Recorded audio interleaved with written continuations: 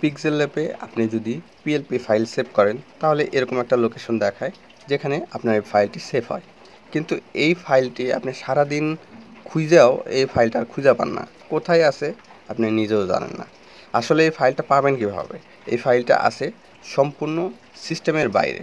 তো সিস্টেমের বাইরে থাকলে আপনি পাবেন কীভাবে? আর এটা নর্মালি অ্যাক্সেস সবাইকে দেয় না, এই ফাইলে অ্যাক্সেস সবাইকে দেয় না। যারা একমাত্র রুট করে, ফোনটাকে রুট করতে পারে, তারাই এই অ্যাক্সেসটা পায়। আর এই সলিউশনটাই আমি আপনাদেরকে দেখাবো। এর জন্য আপনাকে যেটা করতে হবে, সর্বপ্রথম যাই আপনি কাজ করছেন না কেন, কোনো সমস্যা নেই, আপনার অ্যাপ্লিকেশনটি আনইনস্টল করতে হবে। আনইনস্টল করে যেমন ভার্সন 1.9 এই ভার্সনটি আপনি গুগলে সার্চ করে আপনি কিন্তু ইনস্টল করে নেবেন। আমি জাস্ট আপনাদের দেখাচ্ছি।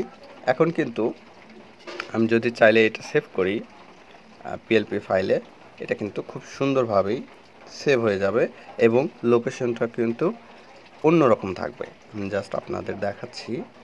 এই যে শেয়ারে ক্লিক করলাম, দেখেন এখন কিন্তু এটা স্টোরেজে গিয়ে পিক্সেল ল্যাবটা সেভ হয়েছে এবং আপনি চাইলে পরে ড্রাইভে এটা কিন্তু পার করে নিতে পারবেন।